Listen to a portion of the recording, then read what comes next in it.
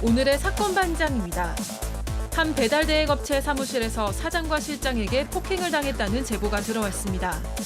둔기 등을 사용해 2시간 동안 폭행했는데 무릎까지 꿇게 했다는 주장입니다.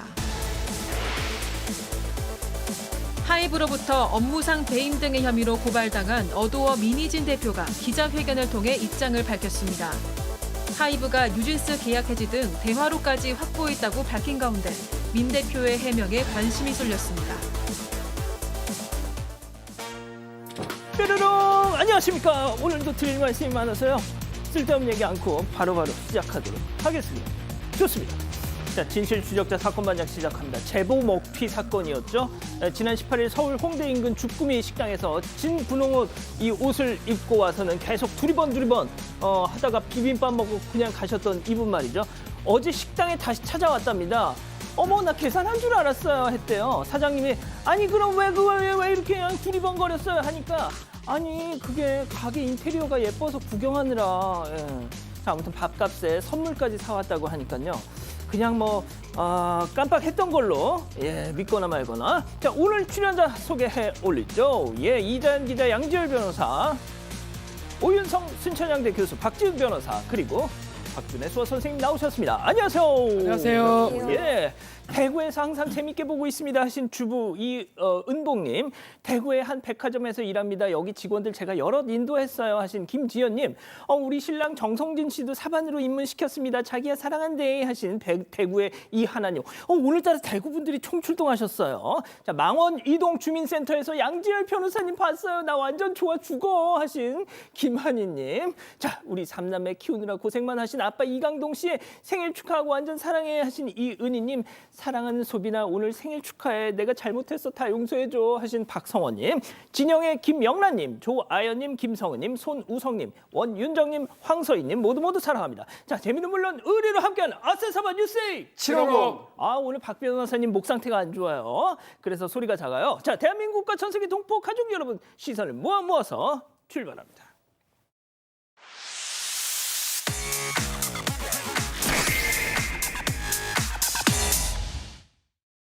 첫 번째 달려보죠.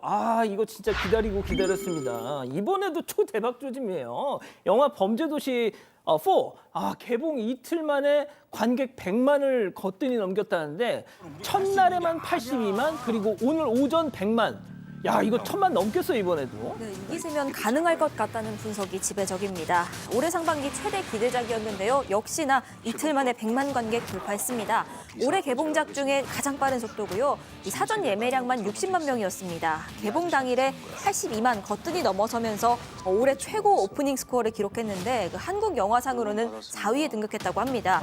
오늘도 당연히 박스오피스 1위입니다. 자, 중요한 손익분기점 350만 명 넘어야 하는데요. 이 기세면 무난할 걸로 보이고 그 1000만 영화 달성도 가능할 걸로 보인다는 게 이 지배적인 의견입니다. 그래서 파묘에 이어서 올해 두 번째 1000만 영화가 될지에 관심이 모이고 있습니다. 그리고 이 시리즈 중엔 처음으로요. 베를린 국제영화제 베를린알레 스페셜 갈라 부문에 한국 시리즈 영화 최초로 공식 초청이 또 됐습니다.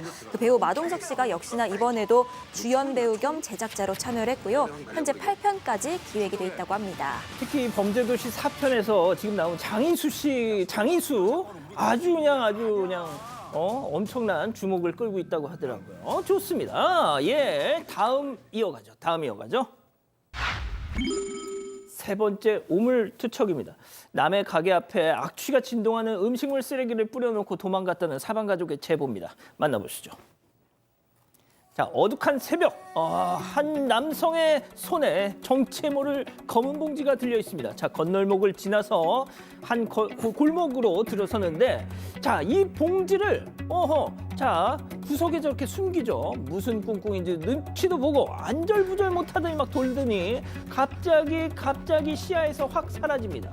자, 잠시 후에 큰 길로에서 다시 나타난 저 남성, 한 가게 앞쪽으로 쓱 지나가는데요. 다시 골목으로 들어와서는 바로 문제의 이 봉지를 들고 골목을 다시 나섭니다. 골목 쪽으로. 그리고는 가게 앞으로 가더니 그걸 쓱 저렇게 뿌리는데, 아이고 이거 음식물 쓰레기, 심지어 한 번 더 투척을 합니다. 그냥 손으로 싹싹 잘 비벼놓고 있어 지금.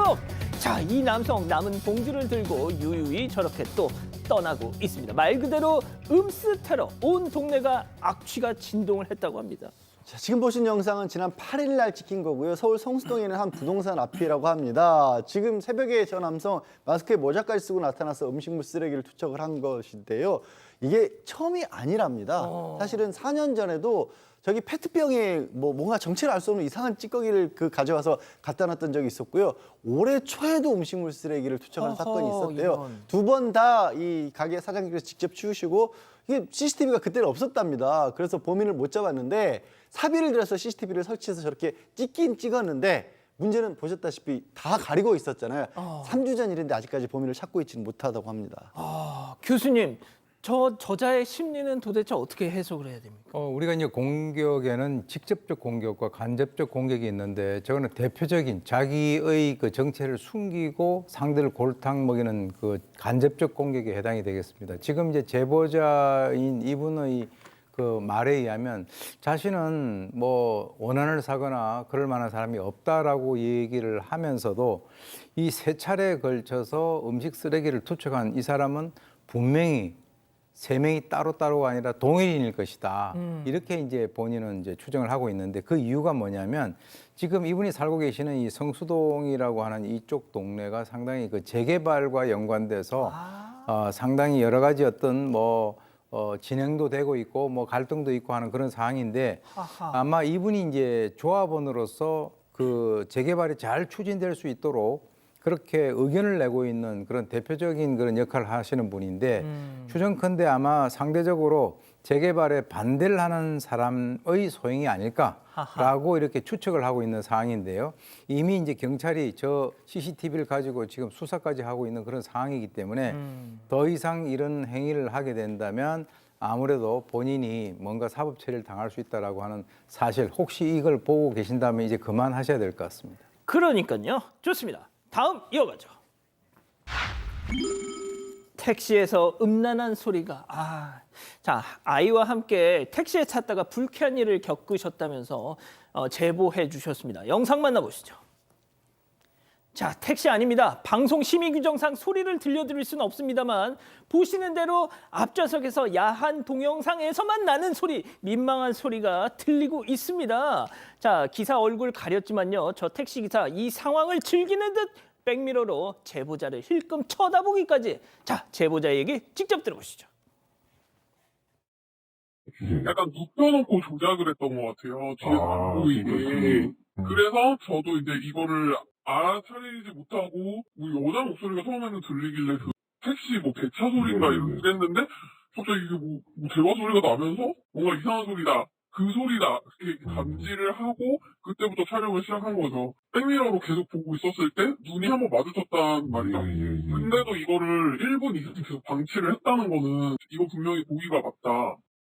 자, 수치스럽고 공포스럽고 내 돈 내고 택시 타면서 이게 무슨 봉변입니까, 박 변호사님? 그러니까요. 4월 17일 날 있었던 일인데요. 제보자가 용산역에서 택시를 탑승하고 목적지 근처에 왔을 때 여성의 목소리 들렸다고 하는데 이게 배차 소리인가 싶었는데 알고 보니까 음란물에 나올 법한 소리였다고 해요.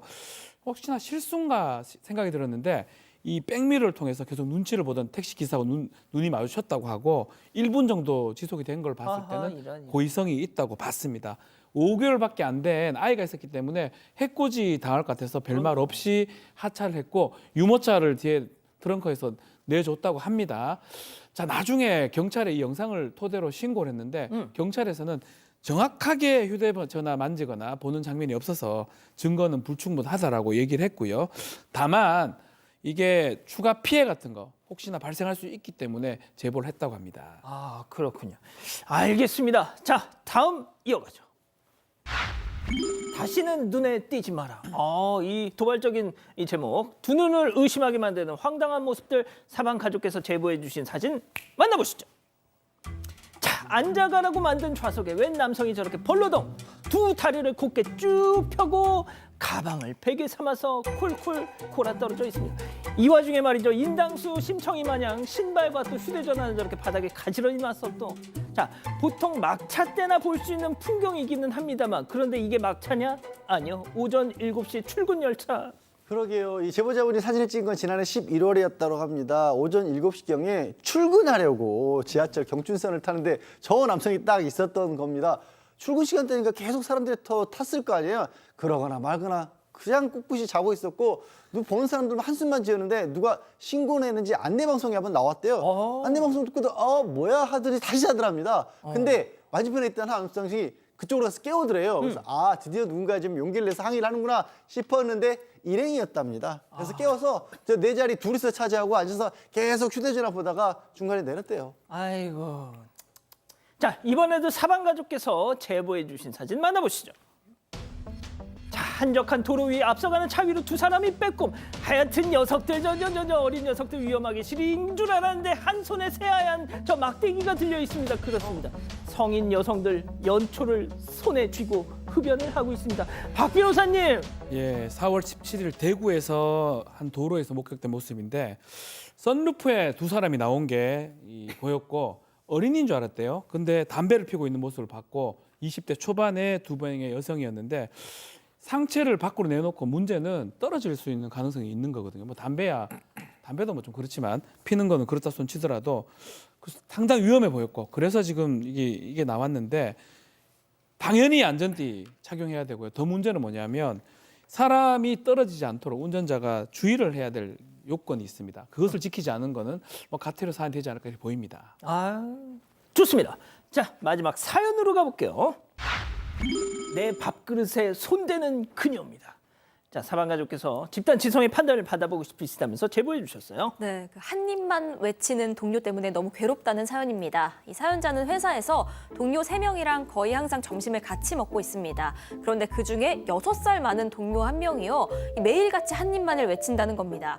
반찬들까지 골고루 쏙쏙 한 입씩 다 얻어먹는데 뭐 준다고 해도 거절이긴 한데요. 본인 음식 나눠주거나 권하지도 않습니다.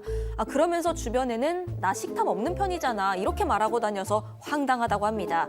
그런데 또 뒷담하는 것 같아서 다른 사람들도 뭐 불편한 건지 나만 불편한지 이런 거 물어보지도 못하고 있습니다.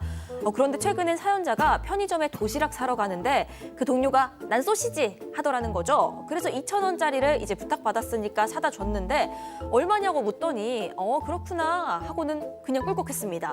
지금까지도 소시지 값을 안 줬고요. 아무래도 줄 생각 없는 것 같습니다. 그런데 이게 또 너무 소액이라 차마 달라고도 못하고 있다는 겁니다. 셔틀 시키고 돈 안 주고 한 입만 하고 이런 얌체 같은 동료 제가 예민한 건가요? 라고 물어오셨습니다. 그렇군요. 자, 기다리고 기다리셨던 푸처 핸즈업 타임 유튜브 JTBC 뉴스 채널과 사건 반장 독립 채널에서 6천여 분의 가족 여러분들 함께하고 계신데요. 채팅창에 OX로 함께 참여해 보시죠. 먼저 한 입만 동료입니다. 어머머, 자연 씨 자기 좀 웃긴다. 아니 내가 한 입 좀 먹어서 밥이 다 사라졌어. 누가 들으면 자기 되게 소식하는 줄 알겠어. 아니 이게 뭐라고 제보까지 하고 있어. 자기도 내 거 한 입 떠가면 되는 거 아니야. 응? 아니 오가는 밥정의 동료애도 커지는 법이거늘. 진짜 요즘 MZ 애들 왜 이러니 정말 정내미 떨어지게 동그라미. 좋습니다. 이거 뭐 이론의 여지가 없을 거라고 저도 생각했어요. 다음 사연자입니다. 저기 차장님, 화는 제가 내야 하는 거 아닌가요? 코로나 끝났다지만 남의 밥 그렇게 달라고 하시는 거 예의 아닌 거예요. 한두 번 더. 심지어 부부지간에도 야식으로 라면 끓여놨는데 한 입만 하면 그거 이혼합니다, 그거. 그리고 다 떠나서 소시지값 2,000원 주고 큰 소리차 X. 자, 박 변호사님.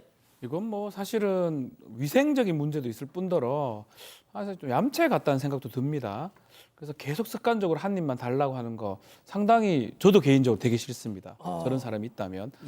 충분히 그렇고 더 그런 거는 소시지 사달라면 돈을 줘야지. 안 그러면 그런 심부름을 시키지를 말든가 해야 되는데 그 부분은 납득하기 매우 어렵고 저는 좀 고의성이 있다고 봅니다. 진짜요? 계속 일부러 뺏어 먹고 또 소시지 돈도 안 지불 안 하고 부하 직원에 대한 갑질. 저는 좀 그렇게 인식이 좀 되거든요. 그렇군요. 자, 교수님, 보통 그렇잖아요. 부부지간에 막 한 명이 막 저녁 못 먹고 와서 밤에 이제 라면 딱 끓였는데 쪼라로 옆에 와가지고 막 이런 너무 꼴보기 싫잖아요. 네, 그렇죠. 아니 반응 좀 해주세요. 아무래도 이제 이 사람 같은 경우는 주위 사람들에게 지속적으로 저렇게 해 온 것 같습니다. 그렇지 않고는 보통 사람들은 저렇게 뭐 옆에서 돈을 주고 하라 그래도 하기 힘든 그런 상황인데 한 입만이 중요한 것이 아니라 이 사람들을 대하는 기본적인 자세가 안 돼 있다라고 저는 봅니다. 지금 이제 직장 동료라고 하더라도 6살이 많다라고 하잖아요. 그러면 자기보다 후배들한테 저렇게 하는 것인데 글쎄요, 그 윗사람한테는 그렇게는 분명히 못할 것이고 중요한 것은 지금 이제 이 제보자분 같은 경우는 이거 그대로 놔두시면 안 돼요. 그래서 저기 조금 그쪽에서 좀 차갑게 느껴진다 하더라도 한 입만 그러면은 그거 저 위생 때문에 안 된다라고 얘기를 하시고 2,000원을 갖다 안 주면은 2,000원 주세요라고 얘기를 하세요. 그러지 않으면 이 사람은 앞으로 이런 것들이 주위 사람들한테 자꾸 먹어 들어가니까 그 폐가 더 크게 다른 쪽으로 번질 수가 있다라고 합니다. 양 변호사님, 이제 오 교수님 말씀 맞긴 한데 우리나라 이 직장 생활에서 그게 말이 떨어집니까, 입이? 근데요, 꼭 하셔야 돼요. 왜냐하면 이게 사실 제일 짜증나는 스타일이에요. 뭔가 대놓고 정말 큰 건으로 하면 바로 얘기라도 하는데 왠지 나로 하여금 이런 거 가지고 말하는 내가 더 이상한 거 아니야? 직장에서 이런 거 견뎌야 되는 거 아니야? 그래서 고민을 하시지 않습니까? 이렇게 고민하게 만드는 게 제일 나빠요. 근데 왜 빨리 말을 해야 되냐면요. 그러다가 쌓이고 쌓여서 이분은 폭발합니다. 그럼 무슨 모양새가 만들어지냐? 네. 진짜 별거 아닌 일로 엄청나게 큰 화를 내는 사람처럼 피해자가 가해자가 돼버릴 수가 있어요. 그러니까 그런 정도에 본인이 이르기 전에 빨리 얘기를 하십시오. 그렇군요. 우리 가족 여러분들 뭐라고 하시나요? 네, 바른사람님, 똑같이 해주세요. 한 입만도 문제지만요. 피 같은 돈 좀 뜯어먹지 마세요 하셨고요. 중기시루 어무이님, 저건 얌체가 아니라 거지근성 아닌가요? 하셨고요. 김희준님, 제 주변에는 커피도 한 입만 하는데요. 그거 더 싫습니다. 이런 의견 주셨습니다. 그렇군요. 좋습니다. 사건반장 제보 메일과 카카오톡 사건반장 제보 채널에서는 사연과 제보 많이 기다리고 있습니다. 자, 엄연희님 보고 계신가요? 지난 일요일 서울 신길동의 한 삼계탕집에서 아이와 남편이 이렇게 세 가족이 식사하셨다고요. 자, 그런데 2살짜리 꼬마가 한눈판 사이에 옆 테이블 손님 자리에 가서 막 장난을 쳤던 모양이에요. 그러니까 엄마 연희님 연신 막 머리를 조아리면서 죄송합니다 하셨답니다. 손님은 잠시 후에 먼저 나갔고요. 이후 연희님 가족이 식사 마치고 계산하려던 찰나 아이고 아까 그 손님이 밥값 다 계산하고 가셨어요. 세상에 아이들은 잘못이 없죠. 문제는 역시 보호자입니다. 이렇게만 하면 민폐가 미담으로 확 바뀌는 거니까요.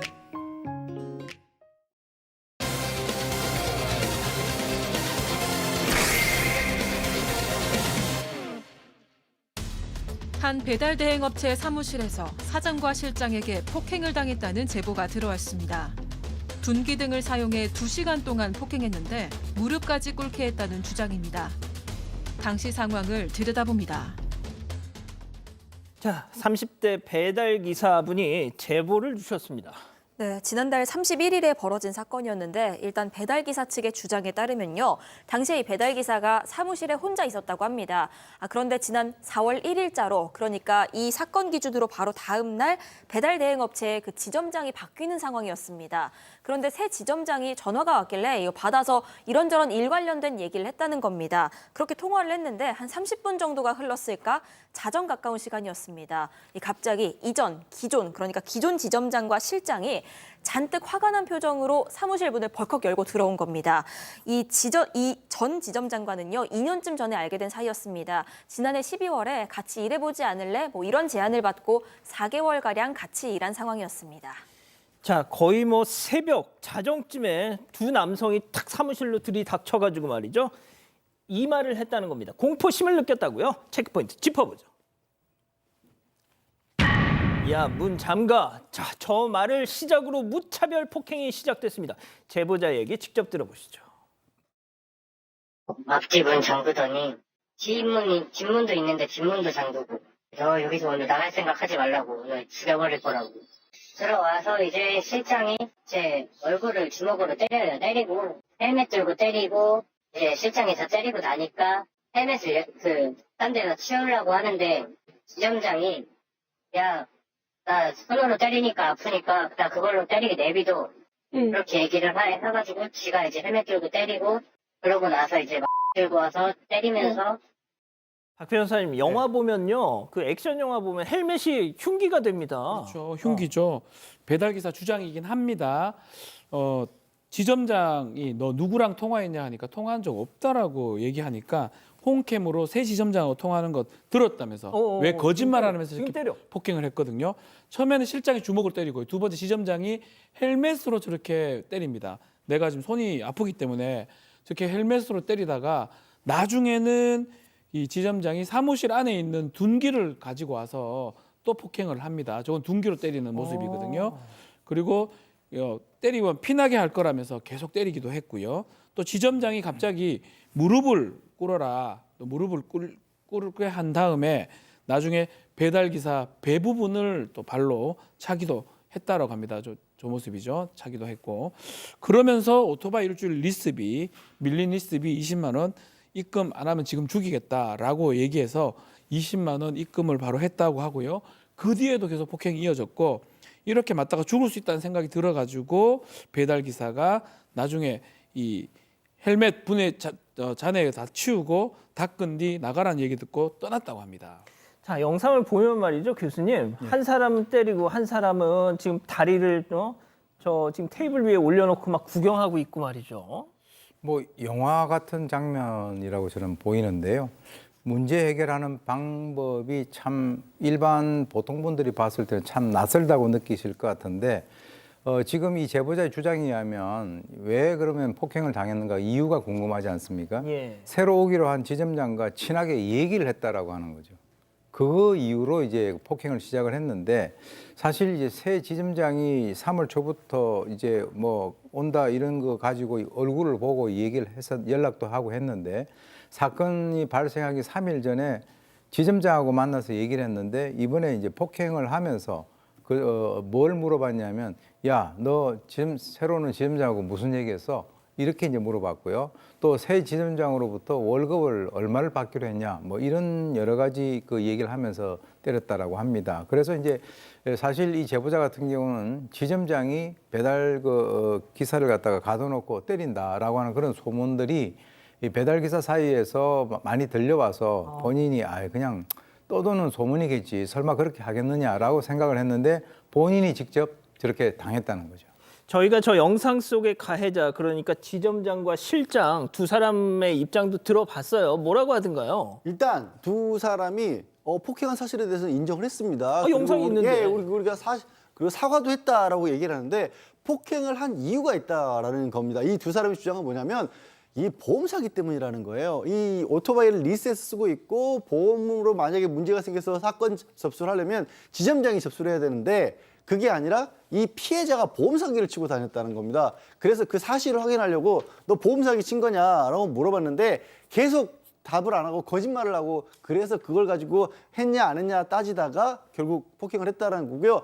두 사람의 주장으로는 저 피해자가 다른 데서도 그런 보험 사기를 쳤다라는 거고 심지어 실장 같은 경우에는 사실 계속해서 보험 사기를 권유해서 자기는 안 했는데 안 한다고 거절했는데 어느 날 보험사에서 연락이 왔대요. 오토바이로 사고가 난지 않았느냐. 그래서 돈이 나왔고 그 돈을 일부러 보란 듯이 CCTV가 많은 구청 앞에 가서 건네줬다라고 또 주장하고 있습니다. 그러니까 저 가해자들의 주장에 따르면 저 얻어맞고 있던 저 사람이 배달 기사가 버릇이 안 좋은 사람이다. 네, 뭐 보험 사기 행각을 벌였다 이런 주장인데 배달 기사도 여기에 대해서 반박을 합니다. 일단 보험 사기 자체가 아예 없는 얘기는 아니라는 겁니다. 다만 이 모든 게 이 두 사람의 사주를 받아서 한 짓이었다라고 설명하고 있습니다. 당시에 실장이 뭐 방을 구해야 하는데 돈이 없어서요. 그 지점장한테 보증금 200만 원만 좀 해달라 이렇게 부탁한 상황이었습니다. 그런데 이게 마음처럼 잘 되지 않으니까 이 실장이 배달 기사한테 네가 오토바이가 있으니까 그 보험 접수해서 타먹자 이런 얘기를 했다는 거죠. 배달기사는 이들이 형들이기 때문에요. 이렇게 무서워서 협박에 못 이겨서 결국 보험에 접수했다는 그런 설명이고요. 실제로 보험금 받은 거 200만 원은 실장이 가져갔다는 겁니다. 그래서 이 보험 사기가 혹시나 추후에 걸릴까 봐 이렇게 때린 게 아닌가 이렇게 의심하고 있다고도 얘기했습니다. 실제로 당시에 지점장이랑 실장이 구속돼도 우린 상관없다. 어차피 신고하면 너도 보험 사기 엮어서 같이 들어갈 거다. 이런 얘기도 했다는 주장입니다. 그럼 보험 사기는 보험 사기대로 하고 이건 별개 문제잖아요. 때린 거는. 완전히 별개의 문제죠. 실제 지금 뭐 피해자 같은 경우에는 뇌진탕의 그 이후에 외상후 스트레스 같은 걸 호소하면서 정신과 치료까지 받고 있다라고 하고요. 가끔 그런 경우들이 있습니다. 정말로 손해를 받거나 누가 내 물건을 가져갔거나 종업원 일하는 직원분이 피해를 끼쳤다거나 해서 그걸 해결하려고 자기가 나서면요. 지금 이 두 사람 특수감금 강도 상해 그런 식으로 좀 처벌받게 됐어요. 그러니까 그 진짜 문제가 있다고 할지라도 그 우리 공권력을 왜 두겠습니까? 경찰이 왜 있고 법원이 왜 있어요? 그러니까요. 제도를 통해서 해결을 해야죠. 설령 진짜로 그런 문제가 있었다고 치더라도. 알겠습니다. 일단 첫 번째 사건은 이렇게 정리하고요. 두 번째 사건 이어갑니다.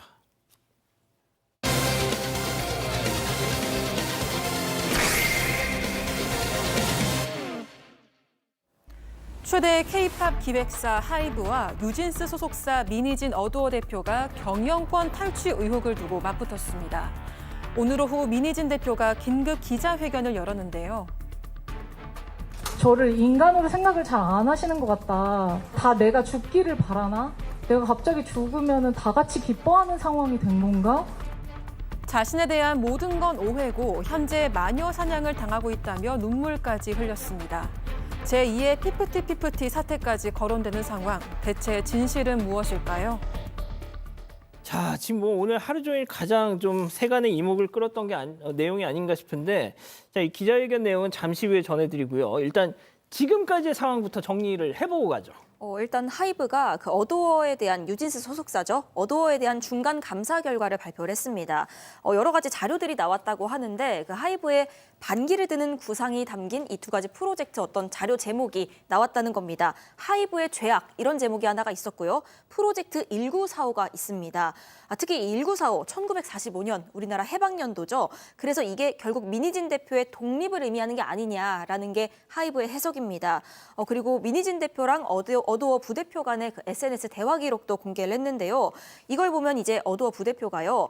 어도어 회사를 빈껍데기로 만들어서 이렇게 저렇게 한 뒤에 적당히 매각해서 지분 취득하면 된다라는 식으로 경영권을 탈취할 수 있는 어떤 방안을 제시합니다. 그럼 여기에 대해서 미니진 대표가 대박이라고 답하고 있는 그런 대화 내용입니다. 경영권 탈취의 방법론을 딱 설명했더니 어머 대박! 그렇죠. 그래서 결국 하이브는 오늘 민 대표 측을요. 업무상 배임 등의 혐의로 고발했습니다. 자, 저렇게 중간 감사 결과를 하이브 측에서 발표를 하니까 오늘 오후 3시에 미니진 대표가 앞서 보신 것처럼 긴급 기자회견을 한 겁니다. 무려 2시간 넘게 눈물까지 쏟아내면서 억울함을 쏟아냈는데요. 그 내용 잠깐 보고 가시죠. 이게 직장 생활을 하다 보면 여러분들도 저 직장인이거든요. 저 월급 사장이고 직장인이 자기 직장 사수가 마음에 안 들고 직장이 마음에 안 들고 이런 상황에서 직장에 대한 푸념을 할 수 있잖아요. 이게 사담을 갑자기 너무 진지한 뭔가로 막 포장해가지고 저를 매도하는 의도가 저는 사실 진짜 궁금하고요. 이거 농담처럼 얘기한 거예요. 이런 거 이렇게 캡처해가지고 저한테 여지껏 맡아둬 한 거예요. 이거 캡처해서 이거 나쁜 거다 막 이렇게. 제가 하이브를 배신하고 한 게 아니라 하이브가 저를 배신했다고 생각하거든요. 자, 지금 뭐 거의 카톡 스크린샷 이걸 막 프리젠테이션까지 하면서 지금 설명을 하고 있는데, 뭐 솔직히 저는 그 부분은 조금 귀에 쏙 들어오더라고요. 그러니까 뭐 하여튼 개인 SNS를 이렇게 공개하면서 하면 솔직히 자유로울 사람이 누가 있냐. 회사 욕 당연히 할 수도 있는 거고. 강제력을 가지지도 않았는데 그렇게 했다, 잘못된 거다라고 그렇게 항변을 했고요. 조금 전에 들으신 것처럼 미니진 씨의 입장은 그런 겁니다. 자신이 내부 고발을 한 것 때문에 회사에서 좀 이른바 찍혀서 이렇게 된 게 아니냐. 그 경영권 찬탈한 걸 자기는 싫어한 적도 없고 그냥 임원한 사람이 약간 상상력으로 만든 문건일 뿐인데 그걸 너무 과대했다는 거고 오히려 본인은 일을 잘하고 있었는데 일 잘하는 사람을 찍어 누르면 그게 회사가 배임하는 거다. 이런 주장을 했습니다. 일을 잘한 죄밖에 없다라는 것이고요. 미니진 씨는 그래요. 도대체 하이브가 왜 이런 식으로 행동하는지 모르겠고 자기 입장에서는 일종의 희대의 촌극 같다라고까지 얘기를 했습니다. 자, 그렇다면 대체 이 사달이 어디서부터 시작된 것이냐. 자, 미니진 대표는 이 이름을 꺼냈습니다. 체크포인트 짚어보죠. 뉴진스는 콩쥐 팥쥐할 테 콩쥐. 자, 이게 무슨 소린지 또 미니진 대표의 이야기 이어서 들어보시죠. 밖에서는 다 시영님이 막 지원해줘서 제가 막 떵떵거리면서 막 레이블 한 줄 아시죠? 절대 그렇지 않아요. 그러니까 애들은 내가 이랬는 줄 모르죠. 내가 애들한테 그걸 생색내는 것도 너무 역겹잖아요. 어른인데. 근데 제가 너무 열받으니까 어머님들한테는 얘기했단 말이에요. 어머님들도 왜냐면 소스랑 하이브에 불만이 많았으니까. 신인 그룹에 자신이 없었던 것 같아요. 그러니까 우리 팀에 기대가 없는 거지. 그러니까 저 팽당했잖아요. 그래서 제가 뉴진스 만든 거고. 그래서 네가 어디까지 하나 보자 이런 느낌이. 계모와 언니들이 나를 너무 핍박하고 있다. 하지만 결론은 늘 콩지가 이겨. 아니 이 아저씨들이 미안하지만 개저씨들이 나 하나 죽이겠다고 약간 이 업을 하잖아. 욕이 안 나올 수가 없어. 이 너무 많아가지고 이 표현이 아니면 죄송해요. 자, 오늘 정말 어떤 우리 가족 여러분들 오늘 기자회견 대환장 파티였다 이런 말씀을 하시는데 정말 울고 웃고 욕설하고 막 보신 대로 저렇게 상황이 진행이 됐습니다. 자, 교수님, 민희진 대표랑 뉴진스 우리가 콩쥐다. 이게 무슨 얘기일까요? 글쎄요, 이 상당히 골이 깊어진 이 논란에 우리 한국의 민화, 콩쥐 파찌까지 나왔네요. 우선 이제 이 민희진 대표는 뭐라고 얘기했냐면 뉴진스 멤버들이 결국은 이제 그 민희진 걸그룹을 만든다라는 얘기를 듣고 합류를 했다. 그래서 자신과 이 뉴진스 멤버가 상당히 어떤 그 깊은 유대감을 가지고 있다는 것을 나타냈고요. 그러면서 이제 뉴진스 멤버들의 지지와 사랑이 자신에게 얼마나 큰 힘이 되는지를 소개를 하면서 그 비근한 예로 뉴진스 멤버들이 밤에 전화해가지고 20분 내내 대표님이 불쌍하다라고 울었다는 거죠. 그러면서 이 민희진 대표는 하이브가 뉴진스 없이 괜찮다고 생각하는 것 같다라고 하면서 방시혁 의장이 뉴진스를 데뷔 때부터 사실은 홀대하고 차별했지만 결국 내가 성공시킨 거다. 그래서 핍박을 받는 것은 콩쥐지만은 결국은 콩쥐가 이긴다라고 얘기하면서 마치 이 하이브를 콩쥐 파츠에 나오는 계모 역할로 그리고 이제 자신과 뉴진스 멤버들을 핍박받는 콩쥐로 비유를 하기도 했습니다. 자, 그런데 이제 뉴진스의 팬분들은 또 이런 말씀도 하시더라고요. 오늘 기자회견에서 뉴진스 멤버들이 뭐 영상 통화를 걸어서 막 엉엉 울었다 이런 에피소드를 굳이 소개할 필요가 있어요. 그러니까 이 난장에 멤버들의 어떤 그런 뭐 그런 거를 굳이 소개할 필요가 있었느냐? 자, 아무튼 보신 것처럼 오늘 민희진 대표 기자회견 지금 예전에 나훈아 선생의 그 기자회견 이후에 아주 뭐 이런 막 비유까지 하고 계시는데 자, 이 누리꾼들 사이에서도 지금 좀 갈리고 있어요. 법적인 얘기를 좀 드리면요. 하이브가 모회사입니다. 어도우는 아마 자회사고요.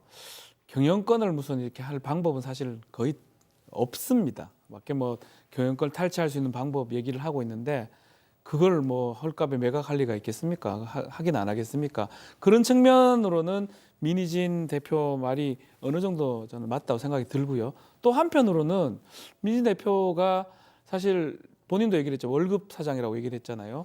월급 사장이면 사실은 임원이 아닌 직원으로 봐야 되거든요. 근데 직원인데 자꾸 뭔가 달리 회사 방침과 달리 했던 게 있다면 아이고야. 그런 부분도 사실은 문제가 될 수가 있는 부분이거든요.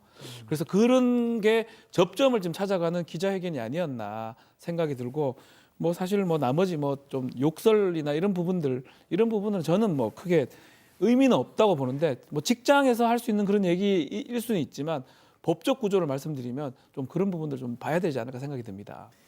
제가 오늘 그 기자회견을 라이브로 지켜본 분들 그리고 그걸 기사화해서 텍스트로 본 분들의 입장이 좀 갈리더라고요.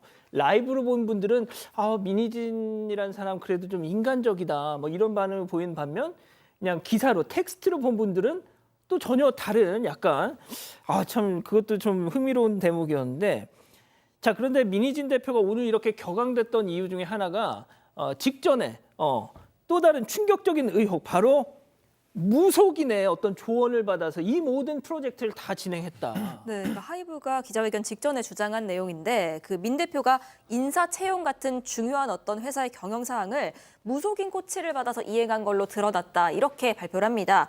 특히 이 무속인 같은 경우엔 민 대표의 아주 가까운 친족이 홀령으로 접신한 상태라면서 이 민 대표랑 SNS 대화를 통해서 경영 전반을 코치해 왔다는 건데 실제로 이 둘의 대화록을 포렌식을 통해서 확보했다고 합니다.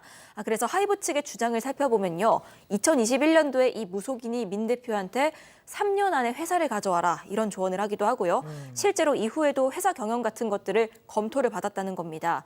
이 무속인이 그 민희진 대표보다 나이가 많습니다. 그런데도 불구하고 이 민 대표 친족 동생의 혼이 들어왔다면서 앞으로 딱 3년간 언냐를 돕겠다 이런 식으로 표현하기도 합니다. 하이브 측은요. 하이브 주식 매도 시점 역시도 이 무속인이랑 논의했다고 주장하고 있습니다. 자, 그런데 가장 이 무속인과의 대화에서 논란이 됐던 게 BTS의 군대 문제.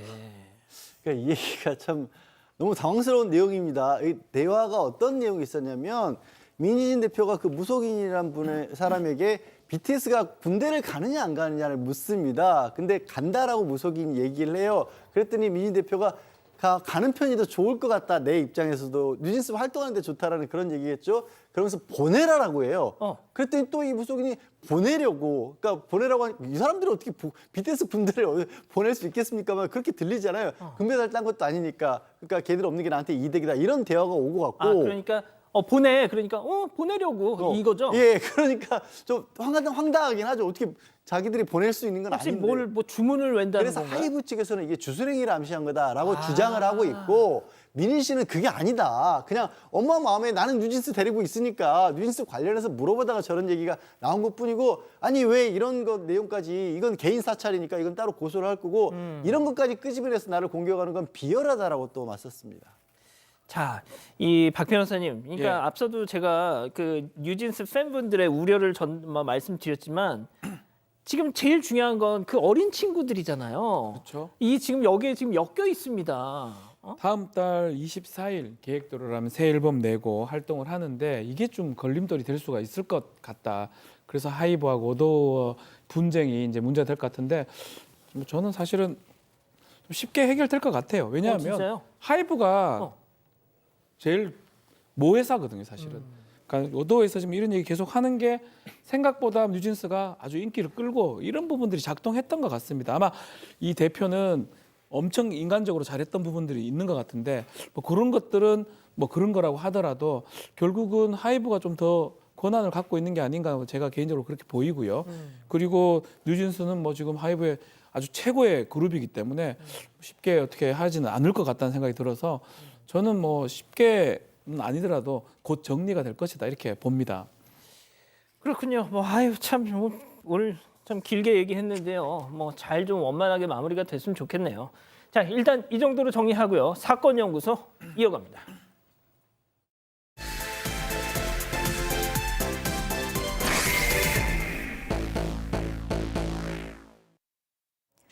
(2015년 8월) 경남 통영의 한 어촌 마을. 모두가 잠든 새벽 시간 마을을 배회하는 한 명이 있습니다. 이 집 저 집을 기웃거리는데요. 하의도 모두 벗고 있는 모습입니다. 잠에서 깬 한 주민이 골프채를 들고 나오자 난동을 부리던 이 남성 그대로 달아났는데요. 신고받은 경찰이 채 도착하기도 전 또 다른 가정집으로 쓱 들어갑니다. 오늘 사건 연구소의 키워드는 만취한 대학생의 피해의식입니다. 자, 야심한 밤 바지에 속옷까지 벗고 온 동네를 돌아다니면서 이웃집을 기웃거렸다. 이때가 한여름이기는 했지만 더워서 그런 것 같지는 않고 이게 어떻게 된 거죠, 이게? 네, 일단 경남 통영의 한 어촌 마을입니다. 그 새벽 시간에 동네를 들쑤셔 놓은 게 이 마을에 살고 있던 그 22살 대학생 설모 씨라는 사람이었습니다. 이때가 2015년 8월 10일이었고요. 새벽 3시쯤에 본인 집 앞마당에 바지며 속옷 그리고 신발까지 다 벗어뒀습니다. 그 만취 상태였던 거고요. 동네를 돌아다니면서 이웃집 유리창 깨고 무단 침입을 시도를 합니다. 그러다가 실제로 한 가정집 마당으로 침입을 하는데 잠에서 깬 집주인 부부가 문을 잠그고 경찰에 신고를 했습니다. 그런데 설 씨는 이 와중에도 문을 두드리고 난동을 부려서 결국 집주인 남성이 골프채를 들고 쫓아 나오니까 그대로 달아납니다. 그리고 여기에서 250m가량 떨어진 한 식당 건물 2층이 살림집이었는데요. 그 2층 살림집으로 들어갑니다. 아니 자기 집으로 가야지 왜 2층 살림집으로 가? 그러게나 말입니다. 그 집이 어촌계장 부부가 사는 집이었는데 여름이었다고 했잖아요. 예. 더워서 문을 열어놓고 주무시고 있었던 저기군요. 모양입니다. 그래서 그 집 안으로 침입을 했던 것이고, 그리고 인기척 때문에 이 아내가 먼저 깨서 이거 갑자기 낯선 사람이 그런 몰골로 들어왔으니까 얼마나 놀랬겠어요. 예. 소리를 지르니까 부엌에서 흉기를 가져다가 휘두르기 시작했던 겁니다. 비명소리를 듣고 또 남편도 깨서 나왔지만 마찬가지로 흉기로 공격을 했고요. 결국 이 경찰에 정말 난리가 났으니까 경찰에 출동을 했는데 예. 문을 잠그고 대치를 하다가 문을 열고 나오는 이 대학생이 아니죠. 설 씨 테이저건을 맞고 현장에서 체포가 되는데 부부는 현장에서 사망을 했습니다. 아 이게 도대체 무슨 진짜 한여름밤의 악몽입니까? 같은 동네 살던 이웃을 살해한 20대 설모 당시 모습 직접 보고 오시죠.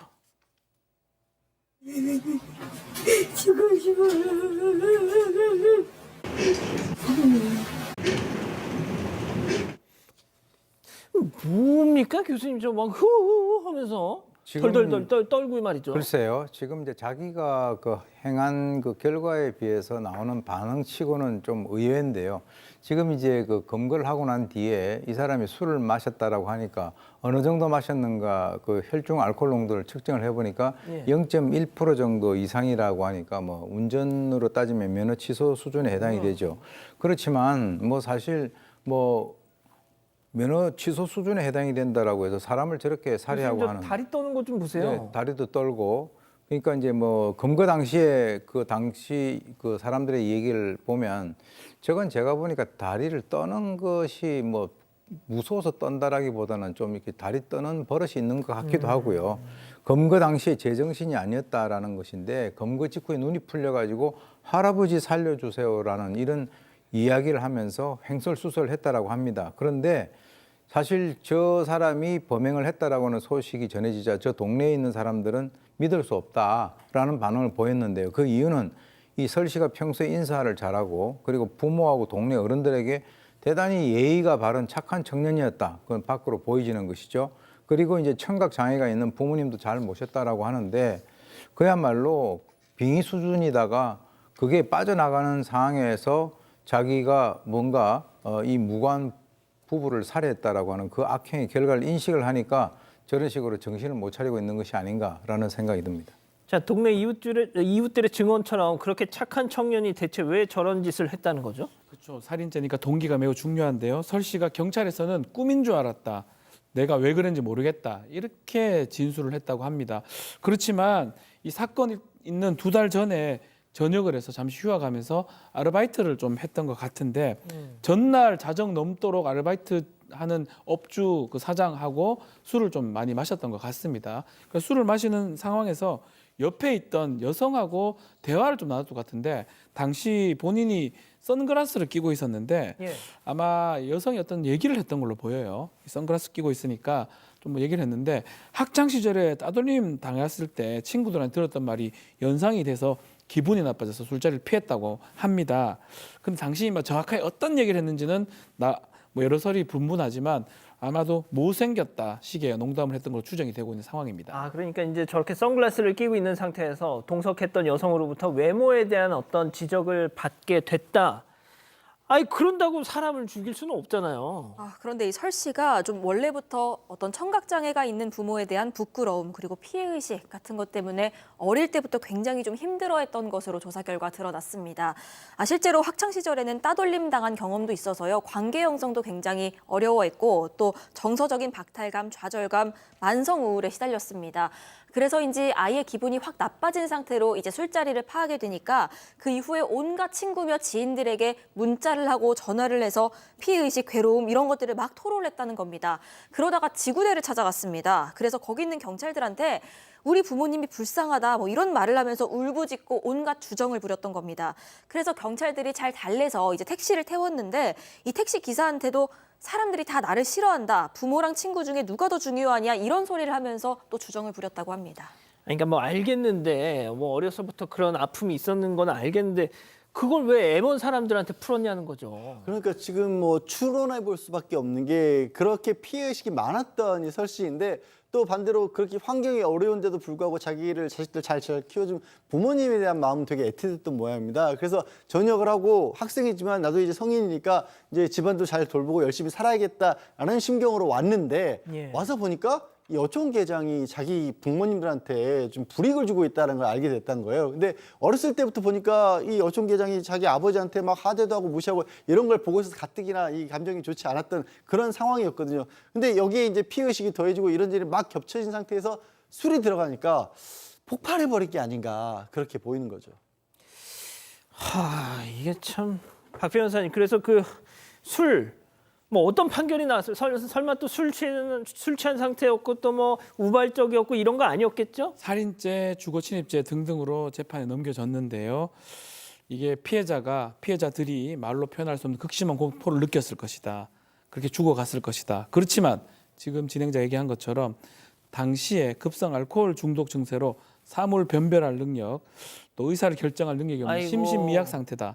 이게 또 적용이 된 것 같습니다. 뭐 부모에 대한 연민, 부끄러움, 따돌림 그런 것들이 영향을 줬기 때문에 그걸 감안하여 징역 30년이 선고가 됐고요. 대법원에 그렇게 확정이 됐습니다.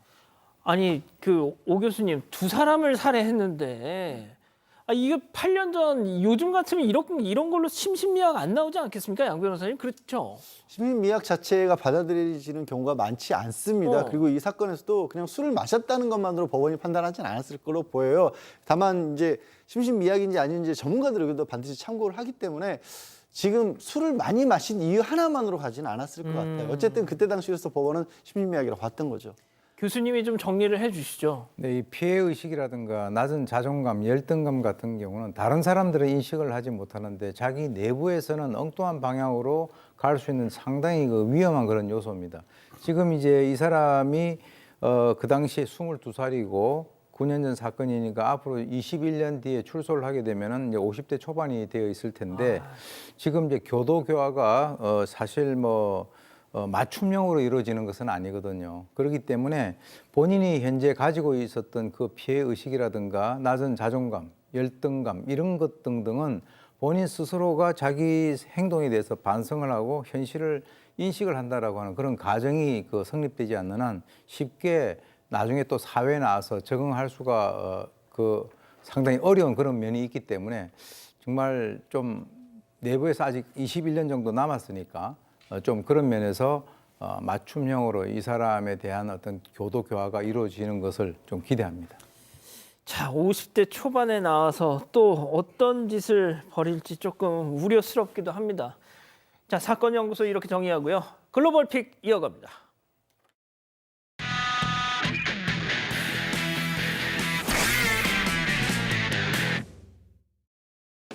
네, 여기는 네덜란드입니다. 거대한 화물 트럭이 도로 한가운데 잠깐 정차합니다. 그리고는 뒤쪽에 있는 작은 공간에 들어가기 위해서 후진을 하고 있는데 자, 첫 번째 시도입니다. 바퀴가 공간 안에 들어가지도 못했습니다. 다시 위치를 조정한 뒤에 한 번 더 후진을 해보는데 네, 이번에도 어림없습니다. 계속되는 실패에 당황한 운전자. 자, 내려서 차량에 들어갈 각도를 요리조리 계산을 해보는데요. 이게 머리로는 알아도 몸이 안 따라주면 소용이 없죠. 이후에도 우왕좌왕하면서 어찌할 줄을 모릅니다. 아니, 대형 면허 어떻게 딴 거야 지금? 그런데 그때 구세주가 나타났습니다. 지켜보던 주민이 한달음에 달려와서 도움의 손길을 내민 건데 대신 운전석에 탑승해서요. 트럭을 과감하게 쭉 앞으로 빼더니요. 차량들이 지나가기를 침착하게 기다립니다. 설마? 자, 그러더니 환상적인 코너링으로 단 한 번만에 주차에 성공했습니다. 자, 지켜보던 트럭 운전자를 머쓱하게 만들었습니다. 아니, 고수가 저기 있었네. 아무래도 이런 상황을 한두 번 본 게 아니었던 것 멋있어. 같은데 감사를 표하는 트럭을 향해서 쿨하게 인사까지 하고 떠났습니다. 멋있어요. 미국으로 가보시죠. 도로에 길이 2.5m, 악어가 나타났습니다. 뭐야, 이건 또. 꼬리를 맹렬하게 흔들어대면서 엉금엉금 걷고 있는데 그 뒤를 겁없이 따라가는 남성, 악어의 등에 올라타서 목을 오릅니다. 뭐야? 입을 크게 벌려서 최후의 저항을 하지만요. 그마저도 가볍게 꾹 눌러서 닫아버렸습니다. 이거 뭐야? 자, 이번엔 제압된 악어를 아이처럼 번쩍 안아들고요. 자랑까지 합니다. 맨손으로 제압한 이 남성, 악어 전문 사냥꾼이자 격투기 선수입니다. 이곳 플로리다에는요, 최소 130만 마리의 악어가 서식하고 있는데 매년 이맘때가 되면 짝짓기 시기가 오면요, 짝과 먹이를 찾기 위해서 주거 지역까지 들어와서 골치라고 합니다. 그래서 전문 사냥꾼들이 있는 거죠. 와, 130만 마리. 네, 바로 전날에도 목격담이 있었거든요. 한 여성이 문의 손잡이를 꼭 붙잡고요. 저렇게 집 밖을 바라보고 있는 모습입니다. 집 밖엔 역시나 거대한 악어 한 마리가 있습니다. 어떡해. 자, 두려워하는 주인을 본 비글, 용감하게 문으로 다가가서 왈왈 짖는데 기세에 놀란 악어가 주랭랑을 칩니다. 자, 이 집주인은요, 악어 걱정 이제 더 이상 안 해도 될 것 같습니다. 과연 저 문이 열렸더라도 저랬을까요? 다음 픽 미국입니다. 자, 이 영상은 헬기가 찍은 고속도로 영상입니다. 흰색 차량 한 대 보이시죠? 차선을 수시로 바꿔가면서 빠르게 달려가고 있습니다. 자, 그런데 갑자기 휘청하더니 아우, 왼쪽 방향으로 드리프트! 달리던 차량까지 드리프트로. 들어갔고 분리대 너머로 아니구나. 추락했습니다. 자, 멈춰선 차량으로 경찰들이 접근해 총을 겨누는데요. 운전자가 내려서 두 손을 높이 들고 항복선을 하고 있죠. 아, 범죄자. 이 운전자, 네 맞습니다. 절도범이었습니다. 운전자를 포함해 3명이 훔친 차량으로 달아난 건데 출동한 경찰이 도로 하늘에서 작전을 펼치며 추격했지만 순순히 접히지 않자 타이어에 구멍을 내서 저렇게 멈추게 한 것이었습니다. 아, 멋집니다. 그런데 이 운전자가요, 겨우 15살 소년이었습니다. 세상에. 자, 과속 및 도난 혐의로 기소가 됐습니다. 다음은, 예. 네네. 다음은 최근 온라인에서 화제가 되고 있는 영상. 함께 보시죠. 이발소에서 손님들이 머리를 다듬고 있습니다. 그런데 이발사 2명이 창문 밖을 유심히 살펴보다가요, 화들짝 놀라 밖으로 뛰어나갑니다. 남겨진 손님들 대체 무슨 일이 벌어진 건지 어리둥절한 모습인데요. 아니, 깎다 나가면 어떡해? 그러게요. 이발사들의 손님까지 내팽개치고 뛰어나갔던 이유, 바로 어린 여자아이 때문이었습니다. 자, 보시면요, 차들이 쌩쌩 달리고 있는 교차로를 향해서 아이가 뛰기 시작한 겁니다. 야, 야. 아무것도 모르는 제 말과 보이지만 어른들이 보기에는 정말 일촉즉발의 상황이었던 겁니다. 야, 스톱! 예, 다행히도 정말 간발의 차이로 이발사들이 아이를 낚아챘습니다. 잡았다. 예, 조심스럽게 안고 보호자를 찾아보는데요. 근처 버스 정류장에서 아이 엄마를 찾았습니다. 잠깐 한눈을 파는데 엄마 곁을 벗어났던 겁니다. 아이 생명을 구해준 영웅들에게 진심으로 감사했다고 합니다. 아유, 마지막 픽 주인공 동물 중국으로 갑니다. 전 세계에서 판다가 가장 많이 서식하고 있는 충칭동물원입니다. 야외로 나온 판다 2마리에게 사육사가 먹을 걸 나눠주고 있는데요. 그런데 먹이 먹던 판다가요, 앞다투어 가까이 달려들고 급기야는 밀려서 넘어지고 맙니다. 자, 사육사가 팔로 밀어내면서 벗어나려고 해보는데 워낙 육중한 탓에 옴짝달싹을 못합니다. 좋아서 저런 거 아니에요? 아닙니다. 지켜보던 관람객들도요, 깜짝 놀라서 도움을 요청을 했습니다. 자, 그 사이에 가까스로 사육사는 어찌저찌 빠져나왔는데 다른 사육사까지 와서 제압을 해보지만 쉽게 흥분이 가라앉지 않는 판다 때문에 결국 도망칠 수밖에 없었습니다. 아, 판다 무섭구나. 이 판다가 사람 공격하는 사례는 20년 동안 18건에 불과할 정도로 굉장히 드문 일인데요. 하지만 엄연히 야생동물입니다. 그러니만큼 번식기라거나 영역을 침범당했을 때 이런 공격성을 드러낼 수 있다고 합니다. 이 동물원 측은 즉시 안전회의를 소집했고요. 유사한 사고 발생하지 않도록 조치 취할 예정이라고 합니다.